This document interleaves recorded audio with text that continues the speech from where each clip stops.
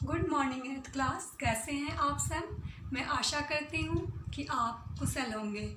मैं रिया विद्या बाल भवन से संस्कृत की अध्यापिका आज आपको थर्ड चैप्टर की पुनरावृत्ति कराऊंगी एवं शब्दार्थ समझाऊंगी। मैंने पहले वाली क्लास में मैंने आपको इसको समझाया था और इसके व्याख्या के बारे में आपको बताया था। आज हम लोग इसका एक बार फिर से रिकैप करेंगे और देन हम लोग शब्दार्थ को समझेंगे। तो आप लोग थर्ड चैप्टर निकालिए, दिनचर्या, पेज नंबर 18। ठीक है, तो हम लोग देखते हैं कि क्या कह रहा है।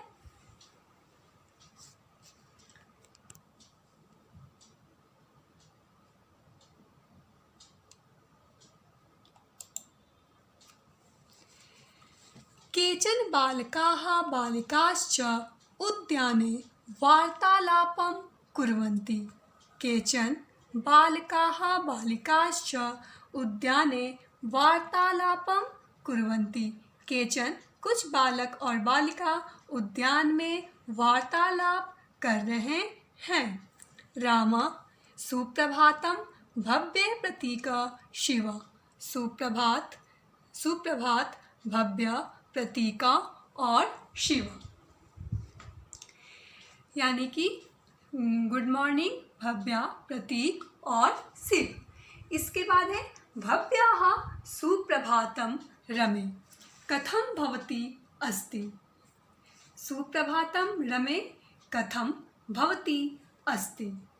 सुप्रभातं रमा, तुम कैसी हो या आप कैसी हैं। रमा अहम कुशलिनी अस्मि, मैं कुशल हूँ।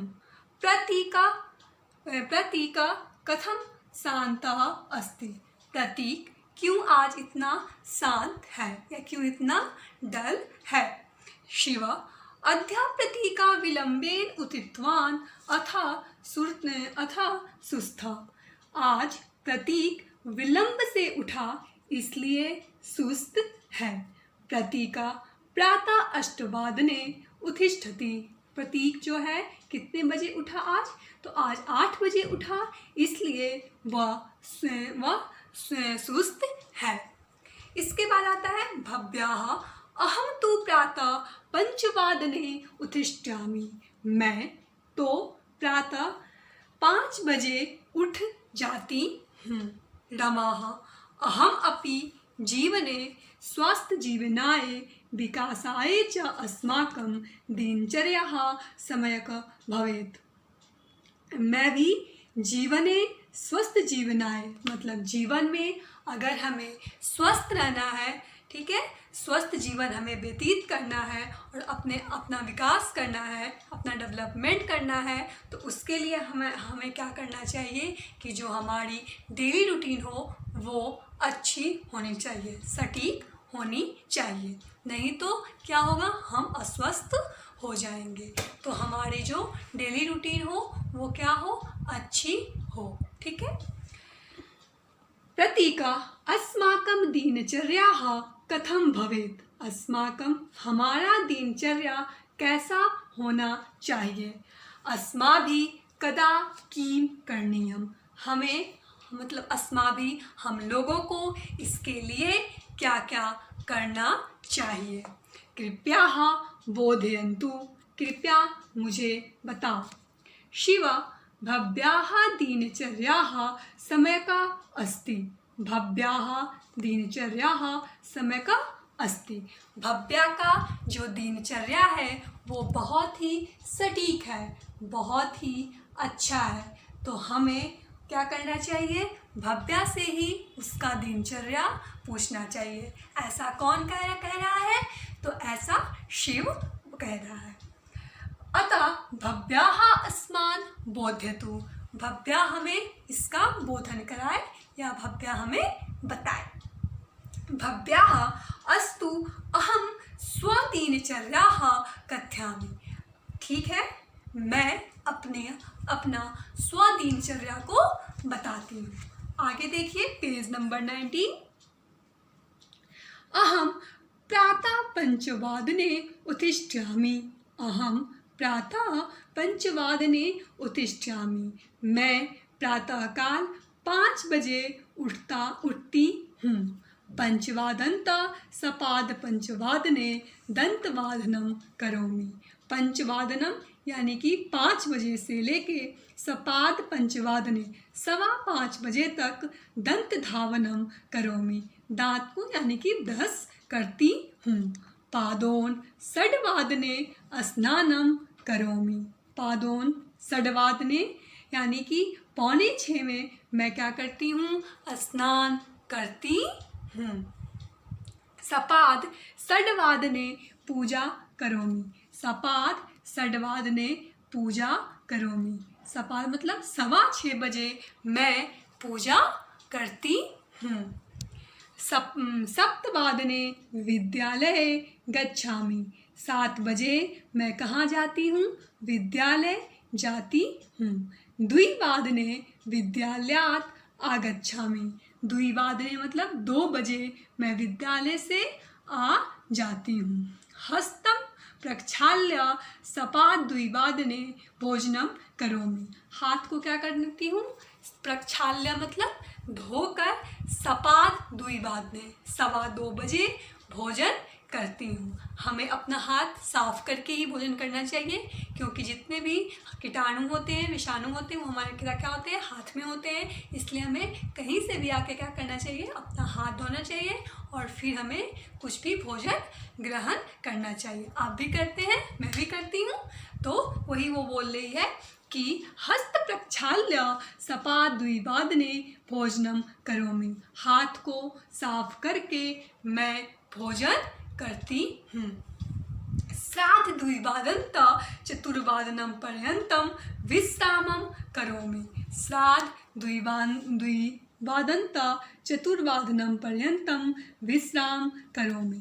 श्राद्ध मतलब 2:30 बजे, ठीक है? श्राद्ध द्विवादनतः 2:30 बजे से लेकर चतुर्वादनम पर्यंतम मतलब कि 4 बजे तक विश्रामम करोमि। मैं क्या करती हूँ? आराम करती हूँ। आप भी जब स्कूल से आते हैं तो आराम करते होंगे। तो वही वो बोल रही है कि 2:30 बजे से लेकर 4 बजे तक मैं क्या करती हूँ? आराम करती हूँ। चतुर्वादनतः पंचवादन पर्यंतम गृह कार्यम करोमि। 4 बजे से लेकर 5 बजे तक मैं क्या करती हूँ? गृह कार्य करती हूँ। पंचवादनतः षड्वादनम पर्यंतम क्रीडामि। पंचवादनतः षड्वादन पर्यंतम क्रीडामि। 5 बजे से लेकर 6 बजे तक मैं क्या करती हूँ? खेलती हूँ। षड्वादनतः 9वादनम पर्यंतम अध्ययनम करोमि। 6 बजे से लेकर 9 बजे तक मैं क्या करती हूँ? अध्ययन करती हूँ। 9वादने भोजनम करोमि। 9 बजे मैं क्या करती हूँ? भोजन करती हूँ। श्राद्ध 9वादने शयनम करोमि। श्राद्ध 9 मतलब 9:30 बजे मैं क्या करती हूँ? सो जाती हूँ। प्रतीकः अद्य आरभ्य अहम अपि एताम दिनचर्यायाम अनुसरामि। आज से मैं भी ये दिनचर्या आरंभ करूँगा और अनुसरण करूँगा। शिव अहम तु प्रातः अर्धहोराः योगासनमपि करोमि। मैं सुबह मतलब प्रातः काल में जब उठता हूँ तो अर्धहोरा मतलब आधा घंटा योगासन मतलब योग करता हूँ। रमा अस्तु अधुना गृह चलामः। ठीक है, अधुना मतलब अब हमें क्या करना चाहिए? घर की ओर चलना चाहिए। अध्ययनस्य समय संजाता। अध्ययन का समय अब हो गया है। भव्याः अस्माभिः सर्वदा विद्यार्थिनः पंचलक्षणम ध्यातव्यम। मतलब हम सभी को सर्वदा विद्यार्थी का जो 5 लक्षण है वो ध्यान में रखना चाहिए। कौन कौन सा लक्षण है? काकचेष्टा, बकोध्यानम, स्वानिन्द्रा तथैव च अल्पाहारी, गृहत्यागी, विद्यार्थी, पंच लक्षणम। काक चेष्टा यानी कि हमारा जो चेष्टा होनी चाहिए वो कैसी होनी चाहिए? कौवे की तरह। बको ध्यानम, जो हमारा ध्यान होना चाहिए वो कैसा होना चाहिए, बगुला की तरह, यानी कि जो बगुला है वो हमेशा अपना ध्यान अपने शिकार पे लगाया रहता है। तो हमारा ध्यान कैसा होना चाहिए, बगुले की तरह। स्वान निंद्रा, स्वान निंद्रा मतलब कुत्ते की जैसी हमारी नींद होनी चाहिए। जो कुत्ते होते हैं उनका क्या होता है कि वो थोड़ी सी भी आहट पे क्या होते हैं, उठ जाते हैं। तो हमारी जो निंद्रा होनी चाहिए वो कैसा होना चाहिए, कुत्तों की तरह। जो विद्यार्थी हो उनकी निंद्रा कैसी हो, कुत्तों की तरह की, थोड़ी सी आहट पे भी वो उठ जाए। तथैव च अल्पाहारी, अल्पाहारी मतलब जो विद्यार्थी होते हैं, जो स्टूडेंट हैं, उन्हें कम आहार लेना चाहिए, क्योंकि कहा गया है कि ज़्यादा आहार लेने से क्या होता है, हमें नींद बहुत आती है। तो हमें अल्प आहार यानी कि थोड़ा सा आहार हमें ग्रहण करना चाहिए। गृह त्यागी, जब तक हम अपने घर का त्याग नहीं करेंगे तब तक हम विद्या कैसे प्राप्त कर सकते हैं, हम विद्या प्राप्त नहीं कर सकते। जैसे आप स्कूल आते हैं तो आप स्कूल भी आते हैं तो क्या करते हैं, अपने घर को त्यागते हैं। उतनी देर क्या होता है, आप अपने घर से अलग रहते हैं। अगर आप अपने घर पे रहेंगे तो ये नहीं कर पाते हैं, पढ़ाई नहीं कर सकते। तो वही कह रहे हैं कि गृह त्यागी मतलब घर का जब तक हम त्याग नहीं कर सकते हैं तब तक हम पढ़ाई नहीं कर सकते। विद्यार्थी न पंच लक्षणम, विद्यार्थी के ये क्या बताए गए हैं, 5 लक्षण। तो कौन कौन से हो गए 5 लक्षण, काक चेष्टा, बको ध्यानम, स्वान निंद्रा, अल्पाहारी और गृह त्यागी। काक चेष्टा मतलब कौवे की तरह हमारी चेष्टा, बको ध्यानम मतलब बगुले की तरह ध्यान, स्वान निंद्रा मतलब कुत्तों की तरह हमारी नींद होनी चाहिए, अल्पाहारी थोड़ा सा आहार हमें ग्रहण करना चाहिए, और गृह त्यागी हमें घर का त्याग कर देना चाहिए। तो बेटा ये आपका मैंने एक जो पूरा चैप्टर था एक बार मैंने आपका पूरा रिकैप करवा दिया है। अब आगे हम देखते हैं इनके शब्दार्थ, ठीक है। जो कठिन वर्ड है, ठीक है, जो कठिन शब्द हैं उसका हम अर्थ देखते हैं। चलिए फिर हम देखते हैं केचना, केचना मतलब कुछ, अभी मैंने पढ़ाया आपको। तो केचन मतलब कुछ, कथम, कथम मतलब कैसे, भवती, भवती मतलब आप या तुम, अद्य मतलब आज, अष्टवादने 8 बजे, पंचवादने 5 बजे, तदा मतलब कब, किम क्या, च मतलब और, अतः, अतः मतलब इसलिए, सम्यक, सम्यक मतलब अच्छा, पंचवादनतः मतलब 5 बजे से, सपाद पंचवादनम पर्यंतम मतलब 5:15 बजे तक, दंत धावनम मतलब ब्रश करना, षड्वादने 6 बजे, सपाद षड्वादने 6:15 बजे, सप्तवादने 7 बजे, द्विवादने 2 बजे, श्राद्ध द्विवादनता 2:30 बजे से, चतुर्वादनम पर्यंतम 4 बजे तक, प्रक्षाल्य धोकर, 9 वादने 9 बजे, साधनावादने 9:30 बजे, अद्य आरंभ्य आज से, एव ही, सपाद मतलब सवा, पादोन मतलब पौने, श्राद्ध मतलब 1/2, अर्धहोरा मतलब आधा घंटा, अस्तु मतलब ठीक है, सर्वदा मतलब हमेशा, काक चेष्टा मतलब कौवे जैसा प्रयास, बको ध्यानम मतलब बगुले जैसा ध्यान, और स्वान निंद्रा मतलब कुत्तों जैसे नींद। तो बेटा ये थी हमारी शब्दार्थ, ठीक है। ये जो शब्दार्थ हैं शब्दों के, जो हमारे इस चैप्टर के जितने भी कठिन शब्द थे उनका मैंने आपको अर्थ बताया। अब हम चलते हैं, आज का जो हमारा एक्टिविटी है उसे हम करेंगे, ठीक है। आपको अच्छा लगा हो, मैं आशा करती हूँ कि जो मैंने पहले एक्टिविटी आपको कराया होगा वो आपको बहुत अच्छा लगा होगा, और मैं ये भी आशा करती हूँ कि आपको जो मैंने एक्टिविटी दिया था और जो होमवर्क दिया था वो आपने ज़रूर पूरा किया है, और आपने स्कूल आईडी आपने स्कूल के ऐप पर उसे डाला है, ठीक है। तो चलिए हम चलते हैं आज के एक्टिविटी की ओर। आज हम देखते हैं आज की एक्टिविटी हमारी क्या है।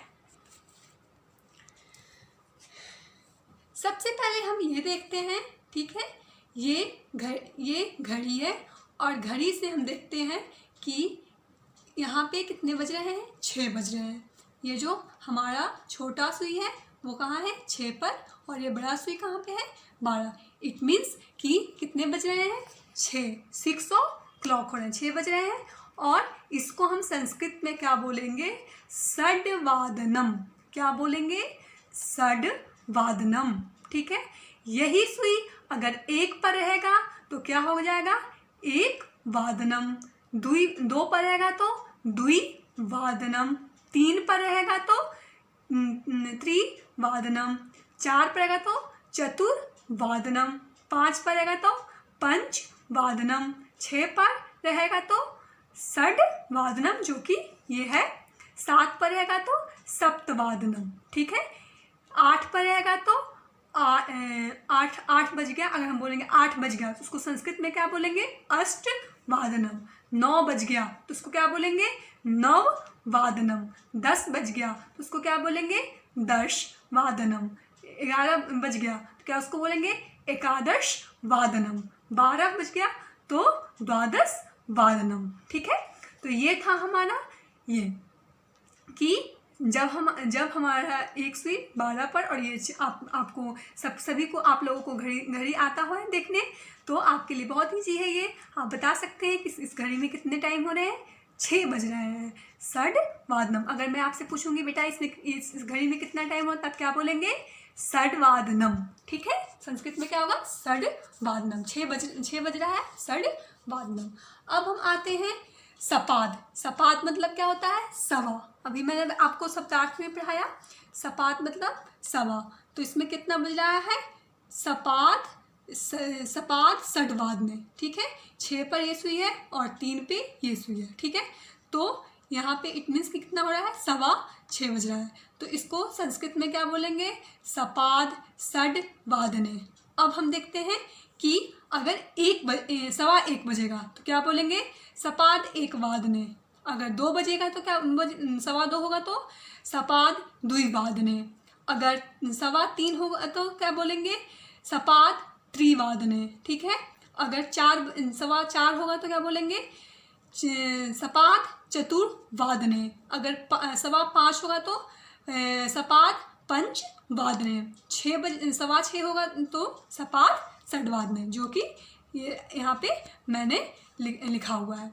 अगर मैं आपसे पूछूंगी बेटा 7:15 को संस्कृत में क्या बोलेंगे, तो आप क्या बोलिएगा सपाद सप्तवादने। संस्कृत में होगा सपाद सप्तवादने। 8:15 को क्या बोलेंगे सपाद अष्टवादने।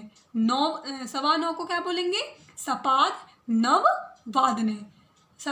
10:15 को क्या बोलेंगे सपाद 10 वादने। 11:15 को सपाद एकादश वादने। 12:15 को सपाद द्वादश वादने। इसके बाद आता है श्राद्ध। श्राद्ध मतलब होता है साढ़े। ठीक है, तो यहाँ कितना बज रहा है 9:30। ठीक है, 9:30 हो रहा है, श्राद्ध 9 वादने। ठीक है, अब देखते हैं हम अगर 1:30 होगा तो हम उसको क्या बोलेंगे श्राद्ध 1 वादने। ठीक है, 2 बजेगा तो उसको क्या बोलेंगे श्राद्ध द्विवादने। इसी तरह 3:30 होगा तो क्या बोलेंगे श्राद्ध त्रिवादने। 4:30 होगा तो 4:30 होगा तो क्या बोलेंगे श्राद्ध चतुर्वादने। 5:15 होगा तो 5:30 होगा तो क्या बोलेंगे श्राद्ध पंचवादने। 6:30 होगा तो क्या बोलेंगे श्राद्ध षड्वादने। अगर हम 7:30 को क्या बोलेंगे श्राद्ध नववादने, यानी कि 7:30 को हम क्या बोलेंगे श्राद्ध सप्तवादने।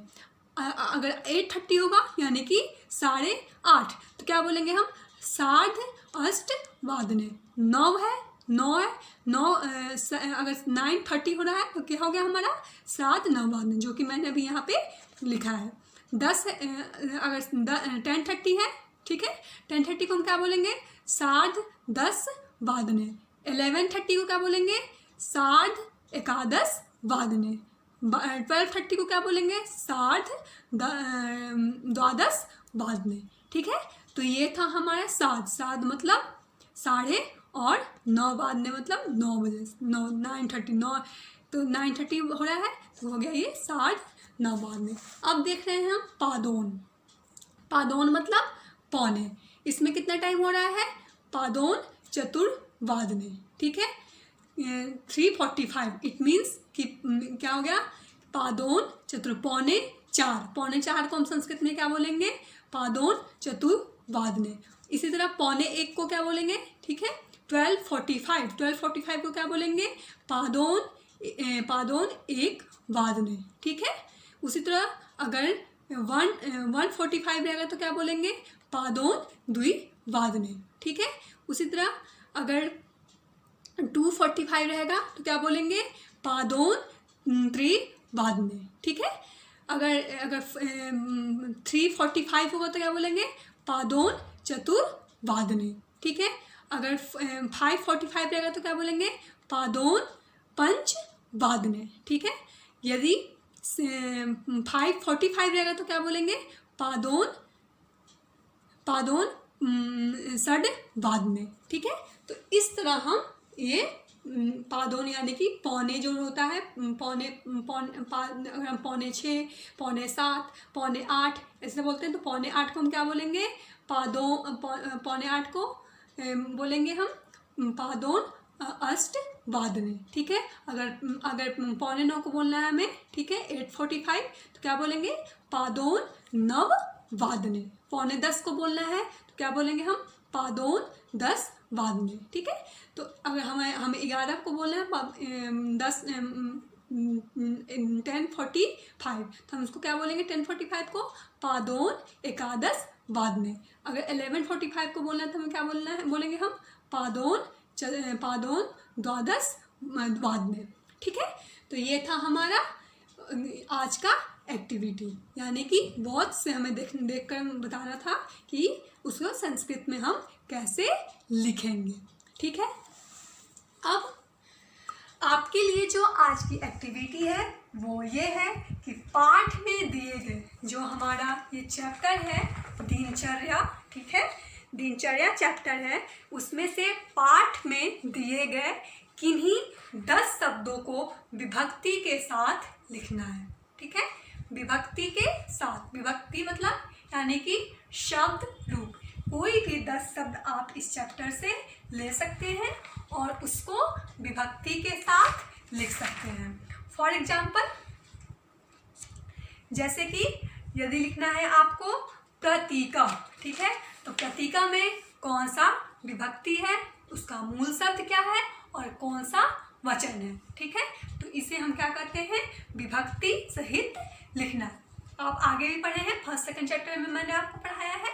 तो पाठ में दिए गए किन्हीं 10 शब्दों को आपको क्या करना है? विभक्ति के साथ लिखना है। तो आज के लिए आपका यही एक्टिविटी है कि पाठ में दिए गए 10 शब्दों को विभक्ति के साथ आपको लिखना है और उसको अपना जो स्कूल ऐप है उस पर आपको डालना है, ठीक है, लिखकर। यानी कि चार्ट पेपर भी पर आप लिख सकते हैं उसको, और लिखकर आप उसे स्कूल के ऐप पे डालेंगे। अब आज का जो होमवर्क है उसे आप नोट कीजिए। आज का जो होमवर्क है वो हमारा ये है, शब्दार्थ को अपने नोटबुक में लिखना है, ठीक है। जो आपका शब्दार्थ है उसको अपने नोटबुक में लिखना है और उसका फोटो लेकर आपको पीडीएफ बना के या फोटो को अपने स्कूल के ऐप पर आप डालेंगे, ठीक है क्लास।